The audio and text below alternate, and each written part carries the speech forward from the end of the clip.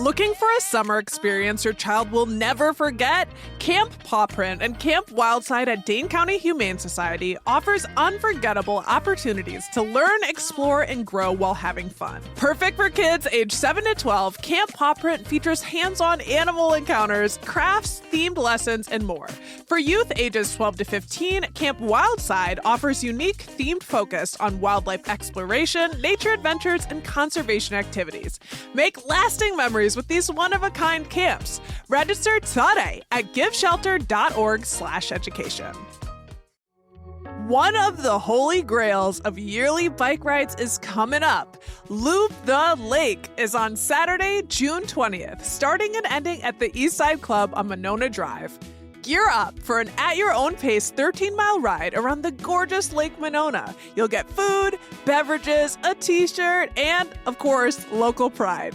Kids 10 and under ride free with an adult, plus proceeds benefit Clean Lakes Alliance. Register today at cleanlakesalliance.org/loop-the-lake. This is CityCast Madison. I'm Bianca Martin, and here's what Madison's talking about. Today, it's Tuesday, and what's happening in the Hamlet? Changes to UW-Madison's curriculum will hit enrolling students this summer, an update on Ridglan Farms, and a Madison dance squad gets the national spotlight. We're talking to them. And I am joined right now by our executive producer, Haley Sperling. What's good? Hey, Bianca. Happy Tuesday. Happy Tuesday indeed. I'm excited to get into the news with you, as always. And I've got the first story. And it's about UW-Madison's ethnic studies requirement, or that which was.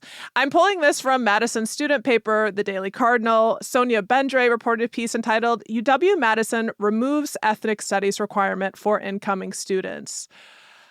Whew. Well, we talked about this likely outcome on the podcast last fall, but yes, in essence, UW-Madison has moved to get in line with the controversial Act 15 General Ed core requirements that was unanimously passed by the Board of Regents last fall. And they've changed their core course requirements for students first enrolling for or after summer 2026. Haley, you remember that, right? The call to change requirements across Wisconsin's universities. Basically, it was said to be in the name of transferability across the system because they really had no uniform general education requirements across universities. Yeah, transferability. And then this was also part of how UW got a lot of its funding. These are a lot of the strings attached to it. So it's one of those things where you talk about it and you hear about it and it's like, sure, this makes sense on its face. Like we have the UW system.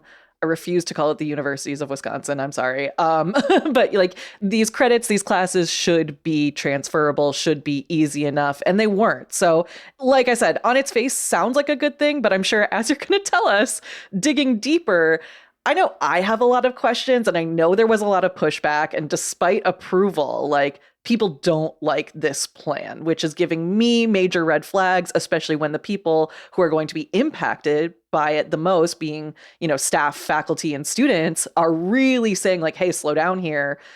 It's still going through. So yeah, I do remember. I'm glad you brought up the purse strings of the state government, that there are a lot of strings attached with the money that the universities of Wisconsin are getting, along with changes to diversity, equity, and inclusion, courses, faculty, all of that in an effort to basically rid DEI from universities. So what's the kind of context here about this Act 15, which was the core ed requirements that was passed last November? It was passed despite opposition, like you said, from at least 7 of the 13 faculty senate bodies across the system. Back then, the Milwaukee Journal-Sentinel reported that there was serious concern about university autonomy. Can each of the universities do what they wish with their curriculum, right? And faculty said that the process was rushed and even went beyond state law, required for changes. So going above and beyond the call of new duty. As far as UW-Madison goes, UW-Madison previously said it didn't plan to change their ethnic studies requirement, which, by the way, across the university system is not required. This was something at UW-Madison. Different schools have similar sorts of requirements that have also changed.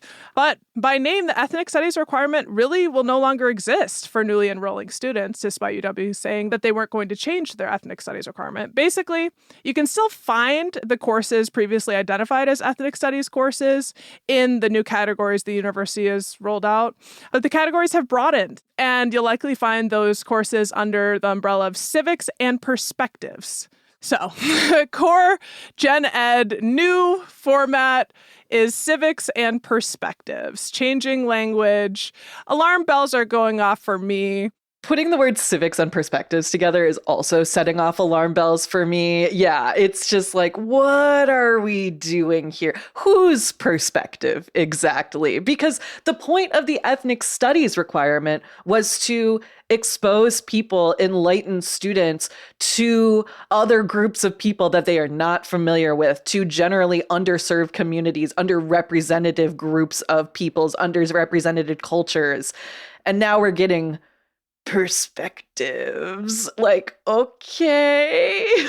Yes, all perspectives matter. Yeah. It's like, yes, and inherent in that is that we're trying to recognize certain perspectives that have been marginalized over time.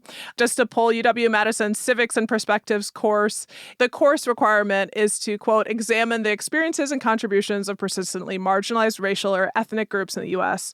to foster informed, constructive engagement in a diverse society. It is so, so important, and I personally really hope UW-Madison stays with their mission and saying that having an education around ethnicities and, the purpose of what the ethnic studies requirement served is really important, that you have graduates that have cultural diversity competence. And it was just one course. Right. Oh my God, right? It's like, it's literally... It's 3 credits of your time at 4 at most, which is the wildest thing here. And again, I think it's so important to say that part out loud. We should be calling this ethnic studies. We shouldn't be trying to shroud this under some secrecy of quote unquote perspectives.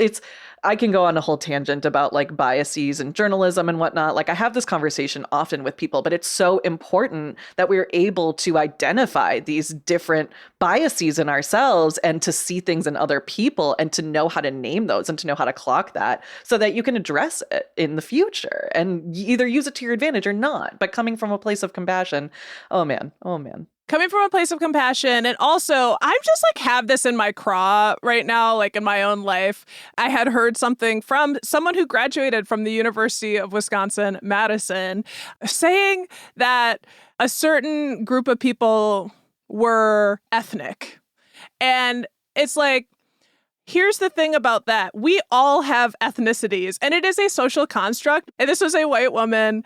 And the whole point of why you need to understand how these systems all work together and race is because whiteness is put at the center as the best and a certain type of whiteness as the best. And then everyone else is different. It really is so vital that people understand the history of discrimination. And I just want to shout out one of the recipients of a recognition from GSAFE this past weekend. I went to the GSAFE Gala at the Monona Terrace, and GSAFE works in tandem with GSA, so Gay Straight Alliances, basically trying to support students from the LGBTQIA plus communities. And one of the recipients went up and said that they live in northern Wisconsin, and they went to Ashland to talk at a school board meeting about books that were being banned. And she brought up the fact that, do you know who else banned books? Nazi Germany. And what was next? Genocide for the people who those books were about. And I just think it's so important to recognize that the universities of Wisconsin has history with eugenics in the early 1900s. Charles Van Hise was a respected eugenicist, where the university was studying and advancing racist, ableist science around selective breeding and, issues around forced sterilization to remove people of color, people with disabilities, people who are incarcerated or detained from this earth. And that was the early 1900s. It's not that long ago. Van Hise was one of the buildings I took courses in, and I'm all kind of wound up because I really cared about the ethnic studies course, and I don't like it being shrouded in administrative shifting and vague titles like civics and perspectives. Yeah, I do think it's so important, though, that we do reflect on the history of it all, because we are not far away from this. We are really not far away from, like you mentioned, UW's eugenist, white supremacist, racist histories. A couple of years ago, we had on Casey Lucchini Butcher from the Rebecca M. Blank Center for Campus History to talk to her about the podcast that they made all about UW's troubled histories, from purges of gay students to the use and the need of police on campus. So I am encouraged by a lot of stuff that is happening at the university, but at this administrative level, it is very concerning. This is very concerning, and it does feel like a very slippery slope that, you do go from banning books to genocide. It's not that many steps between, if we're being real. Happy Tuesday. Happy Tuesday from your neighborhood Black person and Jewish person on CityCast Madison, who are your fellow Badger alumni, to y'all at the universities of Wisconsin. We know a lot of faculty spoke out against this change, so it's not like it was a universally appreciated move. But that said, the Board of Regents voted unanimously to make these core education requirements. We'll see how that carries out. We'll continue to track that and see if it was rushed or if maybe this is a big fruitful thing. Here's to holding out hope. But we've got more news coming out of UW-Madison, this time tied to Ridglan Farms saga, so stay close.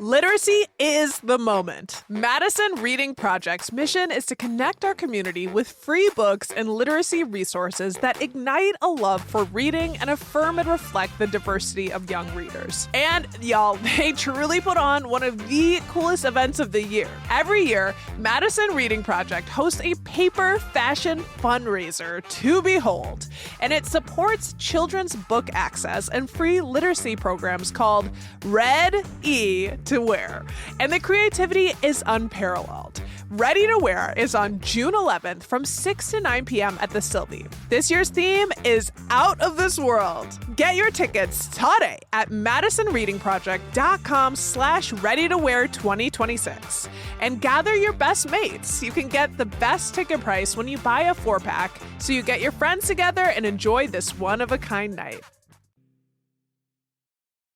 Okay, we're back, and sorry for my rant. Not sorry, but hey, we're going to stick on UW-Madison because more news is coming out of there. I think that's the most Midwestern thing you could do as like a Midwest journalist. Like, hey, here's the news. I'm so sorry. But my turn. UW-Madison is investigating a student organization for its ties to that April demonstration back at Ridglan Farms. Apparently, and this is according to reporting from the Wisconsin State Journal, UW is looking into whether the group Animal Advocacy UW-Madison violated campus policies by soliciting other people to attend that protest. Animal Advocacy UW-Madison apparently hung up flyers directing people to join the protest and contact like our local lawmakers about the matter. And what UW is really concerned with is allegedly encouraging people to enter Ridglan Farms and remove dogs, which we know was attempted back in that April protest, but was not actually succeeded. And as we know, is not legal. So, Bianca, I know you remember this story. It seems to me like this is exactly the type of action and protest that UW students would get involved in. So the inquiry feels a little excessive to me. And also, I'm kind of just like, are we beating a dead horse here? Like nothing actually really happened. So I don't know. That's my take there. Yeah, I mean, how do we use our resources? It feels like a tale as old as time. Student quote unquote troublemakers. It doesn't seem like a good look when authority figures say more or less, don't talk to your friends, don't spread information about what's going on a campus that is solely predicated on spreading ideas and connecting with other students. But hey, And not even don't talk to people. It's like, we're going to punish you for this. And again, I understand that they are investigating whether or not there were actual like laws right. violated, right? But again, to me, it's kind of like nothing really happened. Like a bunch of people were arrested after that protest, and there are consequences that are still being worked out on that end. So it seems like we're fanning the flames here for no reason. But aside from this UW investigation, Ridglan is back in the news after more protesters returned to the facility in Blue Mounds over the weekend to demand the release of some 650 beagles that are still believed to be at the facility. So, local animal rights group Dane for Dogs organized the Saturday protest, which was all in all a very peaceful demonstration. People came out, they had signs, they read poems, they sang songs. And, as we've been talking about, this most recent protest comes a few weeks more than a month after protesters flooded Ridgeland Farms in an attempt to break into the facilities, which prompted, as we know, a massive response from law enforcement and captured national attention. And following that, as we also know, Ridgeland agreed to sell 1,500 of its beagles to rescue groups. And many of those dogs have since been distributed to shelters across the country and have already found new homes. And there was at least a few protesters that were out there on Saturday who were adopters of these dogs and who are just like, I want to fight for the other ones that are still there. And also they talked about, I adopted this dog and it's only, a few years old and it's been bred so many times and I would love to take one of their puppies, or this dog is like looking for their puppies. I'm not trying to bring out the waterworks here, but like it's pulling at me. The saga continues. Activists are calling for the rest of the beagles to be released because they're worried about what's going to happen to them, with the quiet part being that they could be euthanized. So we don't know. We don't really know exactly how many are left. Personally, I would love to see more inspiring Beagle content on my social media feeds. And this, again, very peaceful protest. No one's breaking down doors. No poop moats were activated, but definitely an emotional one, to say the least. Yeah, there are just so many emotions with this story. I think naturally, in part because some beagles have been released and we're seeing the outcome of that, and beagles finding homes. So it does feel like there's a unfinished business naturally, but I will stand here with you with our press freedom, and also shout out to the mountaintops, the other parts of the First Amendment and the freedom to protest, and people doing that and sharing what's important to them, and that's important. And that's what Madison is about. Like, we're a protesting city, and I'm loving all the Beagle love, and we've got more love to share. Before we dive into that love in the form of dance, we're going to take a quick break.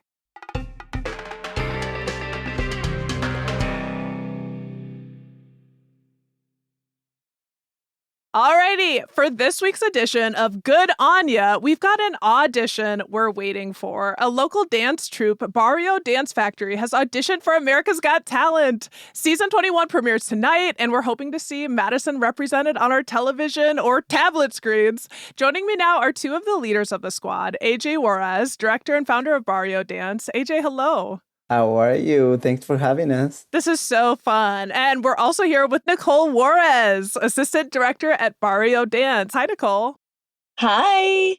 It is a big moment. My goodness. How are you two feeling ahead of tonight? And I know there's so much that you can't say, but I imagine there's some nerves or excitement. It's all what you said. It's exciting. It's a little nerve-wracking. And we just pumped to be on national television and really showcase our team. Yeah. Nicole, how are you feeling? I'm excited, and I feel like I'm now just in the audience because we actually don't know when we're going to be aired. It could be the season premiere, it could be in a couple weeks. So we're just going to be watching along with the rest of America, excited to see our little 15 minutes of fame. Gosh, I mean, and it's so exciting for Madison. For folks who don't know about Barrio Dance, y'all have two locations, one on the Near East Side and one in Verona. And you've been bringing the heat locally for a minute. You offer a variety of classes and private lessons. AJ, what sets Barrio apart as a troupe, do you think? Like, how does it serve Madison area dancers and what makes y'all distinct? I'm going to take you back a little bit about the history of Barrio and how all this started so I can really share the vision. So back in 2012, when I moved to Madison, I felt like there was something missing in the dance community that I couldn't figure out at that point. So like fast forward, like 7 years, and then I figured out that I want to bring a flavor of how I grew up back home and back in Argentina. So I grew up in a community that we all share the same passion, which is dance, which is a sense of like neighborhood. And so that's what I actually did. I brought a little bit of flavor from back from Argentina and how we like train there and how we like share the passion for dance and movement and music. And in 2019, I opened the first barrio, and the rest is history. Oh my gosh, we need the flavor. You're like, we need to bring this. I love that so much. And Nicole, what about you? What are your thoughts about what makes Barrio distinct? I think what makes it distinct is it's something catered right now specifically to adults, which AJ was saying was something that was kind of missing in Madison. I didn't start dancing till I was 19, and I'm so happy that now there's a space where someone who's 19 or 35 or 45 can start dancing for the first time. And you can do it in a way that is recreational and fun. It's a hobby. It's your third space. Or you can take it super seriously, make it a part of your career goals, make it a success story, right? We have people on our team that have only been dancing a few years that now are going to be on the America's Got Talent TV show. So I think it's filling a space that was missing because we had folks in Madison that turned 18 and finished out their time at their studios that they danced at as kids and wondered, what do I do next? How do I keep doing this as an adult? What opportunities are there for me without moving to LA or New York or Chicago? What can I do here in Madison? And so I think that's what AJ really created. And that's going to hopefully continue to flourish and grow in new ways too. Yeah, I mean, when I think of Madison, I don't necessarily think of us as cultivating hit dance troupes, and this is dating myself and my limited knowledge, but like watching Nick Cannon's Wild 'N Out or International Dance Battles, like I think maybe Milwaukee, I know, Wild 'N Out, remember that. But yeah, do you think that Barrio is changing the narrative for Madison, AJ? I think so. I'm seeing the Madison dance community grow, and I've seen actually Barrio dance community grow. But I think we are changing the narrative of Madison, and we want to put Madison in the map. And with this opportunity with the AGT, this is a great opportunity for us, so people can know about Barrio, and also people can like come and join our community and start dancing and start moving. And to be honest, that's my like biggest mission is people to get on the dance floor. And I tell you why, because dance has changed my life, music has changed my life. And I hope with the whole team, including Nicole and everybody who is at Barrio, we want to like change people's life through movement, through music, through connecting with other people. And speaking of life-changing events, you two just got married and y'all had dance members at your wedding. Like, you're a huge troupe. That's incredible. Yeah. Yes. Yeah, we've officially been married for 1 week. AJ and I have been partners for 9 years and pretty much also like business and dance partners for 9 years as well. And we make a great creative team and a great productive team. We push each other to be our best in that way. But now we are also officially married. The wedding was so fun. We specifically picked a venue that had the biggest dance floor. We had a salsa band and a DJ because we wanted to hit up as many styles that we could have an experience. And the dance floor was full and popping all night, as you can imagine. Oh my gosh. And I mean, how big is the troupe? It's big. This year we have our biggest team we've ever had. We're at 28 people right now, including me and AJ, who both also dance on the team. The amount of spirit and connectedness, like it's just, you guys are glowing right now. And I do want to ask, I mean, we'd be remiss not to find out, like, what was the experience like? I know you can't say that much, but if you can, what you can say, and I'll start with you, AJ. It was incredible. From the time that we got there to the time that we performed, the team, everybody at AGT, from all the teams, the producers, they were incredible. They were very helpful and very sweet and kind to our team and to the other teams too. And one thing that really impacted me, and I'm going to share this a little from my perspective, when I came into the stage and saw the energy, I was just so proud of the team being there and in Madison, and said, our little Madison is in here in this stage and in front of these judges. It was incredible. But I know it took a lot of work, and I'm going to let Nicole talk about that, talk about like what it took, and then about the experience too. Yeah, thinking from like the dancer perspective, we were so well prepared. We've been working on this dance since September of 2025. We had already put it on stage once at World of Dance Chicago, which is where we were recognized, where the America's Got Talent team first saw us and were kind of interested in us bringing that piece. So we did have time to warm up, see the space, kind of get familiar with like the AGT space. So by the time we went on stage, it's one of the only times I've been on stage where I was not nervous. It was pure excitement, pure joy. We felt so confident. And even after talking with the team, it felt like every single one of us, 28 people, felt like they had a great time. They were proud of how they did. They felt confident start to finish, which is such a crazy experience because any other dancers, performers, there's always still a little bit of nerves right before you start. And walking onto that stage, even though we were like looking Simon Cowell in the eyes, looking at Mel B in the eyes, there was no sense of fear or hesitation. It was just confidence. Like we had made it. It didn't matter what happened on the stage or after the stage or with the buzzers or with the judges' votes. It was just the fact that we made it onto the stage was such a huge accomplishment. And you were ready. Yes. You ripped it up. Okay, well, I I love that. Yeah, and AJ, I don't know if you have any last thoughts. I personally, and I know the team, we're all so excited and hope that we get to see you tonight or maybe soon, however that works out, because it sounds like you crushed it. Yeah, the team was also proud of the team. Before and after the performance, I was just incredibly proud of the team. We supposed to be in one of these first episodes, so we're excited to like catch that episode. So we, like Nicole said before, we'll be watching all the episodes and see when we came on TV. And I also have another thought. I can see your energy and moving your hands too. So I should come. I want you to come to, I want you to come. So Barrio will like invite you to one of our classes so you can come and, bust a move on the dance floor. Honestly, AJ, thank you for noticing that. Firstly.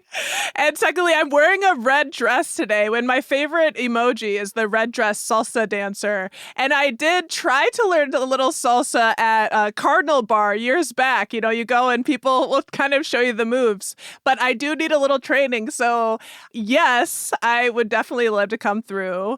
Again, season 21 of America's Got Talent airs tonight at 7 p.m. on NBC. And we're hoping to see Barrio dance on our television screens. AJ and Nicole, thank you so much for joining us today. Of course. Thank you. Thank you so much for having us.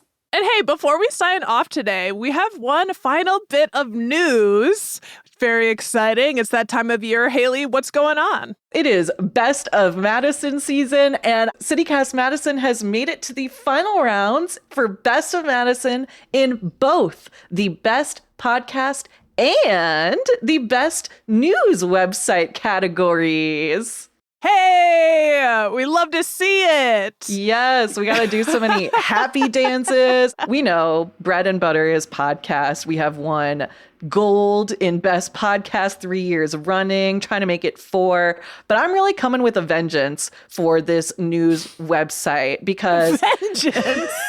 we've only been nominated in the news website category once before, several years ago, and we took home bronze. And that was when I had just first come onto the CityCast team. We were still calling the newsletter Madison Minutes. We were still figuring things out. And then we didn't get nominated a couple years in a row. So I'm I'm glad that we're back on the nomination page now. So if you listen to this podcast, if you read the newsletter, if you like what we're sending to you in your inbox, if you're finding information there, if you're finding good stuff on our website, our events page is up there, podcast lives there, social media lives there. Please, please, please go cast your vote for CityCast Madison in both the best podcast and best news website categories. Yeah, I mean, it's just exciting. And we're just so grateful that y'all listen, that y'all read, that you connect, that you come to the events that we throw. Like, this is an awesome community. And I think that, frankly, this team, our work, it gets better all the time. And that's because we're trying to be there for you and be there for us. We live here. We're your neighbors. And if you appreciate what we're bringing, and some of you obviously already do because you nominated us, thank you for that.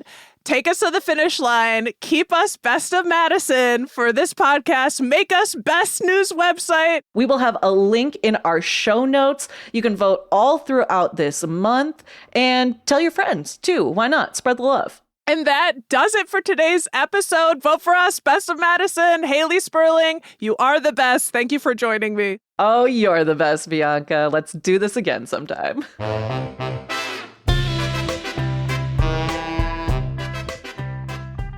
That's all for today here on CityCast Madison. I'm your host, Bianca Martin. Don't forget, you can get more news delivered right to your inbox by subscribing to the CityCast Madison newsletter. And you can support the show and get great perks by becoming a CityCast Madison neighbor at membership.citycast.fm/Madison. And if you enjoyed today's show, why not share this podcast with someone who can pop, lock, and drop it? That is a dance move. All right, see you back here tomorrow morning with more news from around the city. We're hip. Until then, thanks for listening. Take good care and plie away.